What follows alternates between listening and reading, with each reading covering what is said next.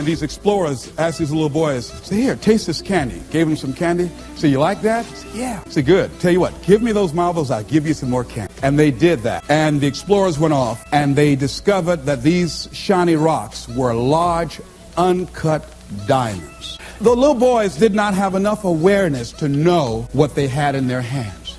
And many of us are like that. Many of us have genius within us. We have ideas that we use it for the company. We put in long hours, 60, 70 hours a week for the company store.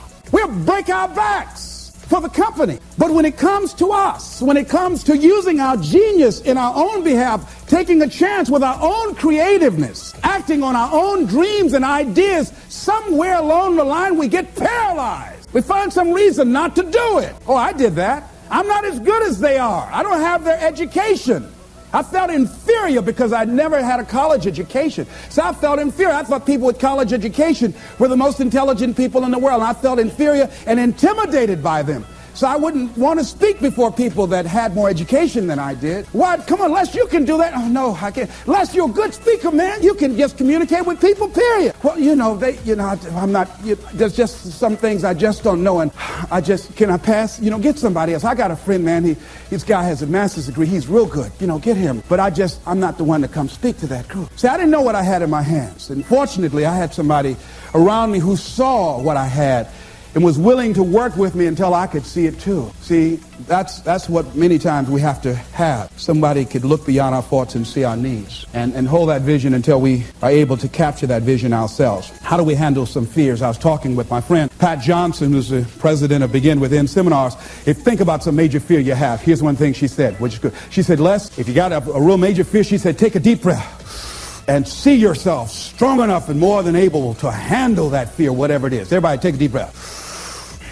Whatever that feels, just feel that you have the strength and the power and the capacity to handle it. Another friend of mine named Ron Weiner, he says, when I'm confronted with a fear, I just practice the art of looking beyond the fear. I go behind it and see it already completed, see it already resolved. And then I carry myself accordingly as if it already is taken care of. That dispels the fear for me. Another friend of mine by the name of Jack Wilson said, when I experience fear, I think about when I was in Vietnam and what I handled back then, and I look at what I'm dealing with right now, and the fact that I survived that, the fact that I had other kind of situations that were close calls, or that I was overwhelmed with fear, and I came through it, then I look at this and says, this is nothing here. And we've all had that experience, what Jack had. How many of you had some situations that you were in that you were overwhelmed with fear? You didn't know how you're going to come out, how you're going to survive, and you did. You survived and you didn't die. Raise your hand if you survived, all right? So what you got to do, whatever that was, whatever that state of consciousness, whatever that self-confidence that you had, however you stood up within yourself, here's what we know, you survived. Here's what we know, you're still here. You didn't die. Hello, you did not die. You didn't die. You hear that? You didn't die. You're here right now. You got it and you handled that fear. You kicked it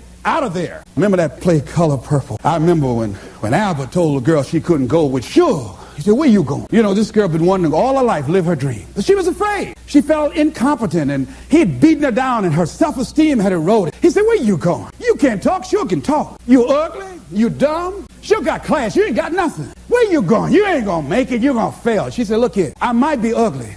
I might be dumb. I might can't talk. She said, but I'm still here. I'm still here.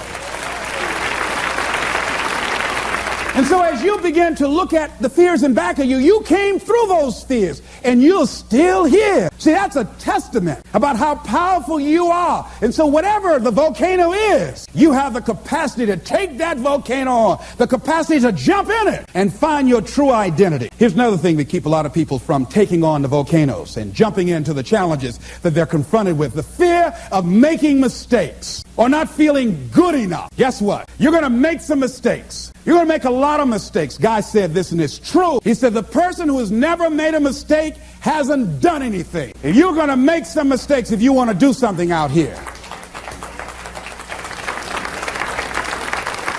You're going to fall flat on your face. You're going to be criticized when you come out into the arena called life. You're going to feel awkward and stupid and dumb sometimes.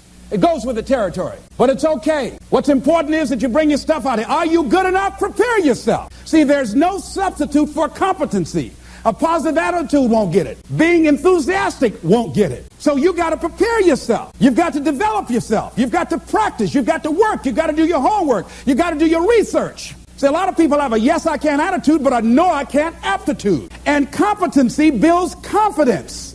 And confidence feeds into competency. See, the better you become, the more confident you feel. And the more confident you feel, the better you want to become. You realize that you have no ceiling. That you can better whatever you've done so far. You can go beyond that. You don't become cocky and arrogant, feeling that you've already arrived, as most people have. And that's why they've settled for less than what they rightly deserve in life. Because they feel they have arrived. And they say, well, I can rest now. I can rest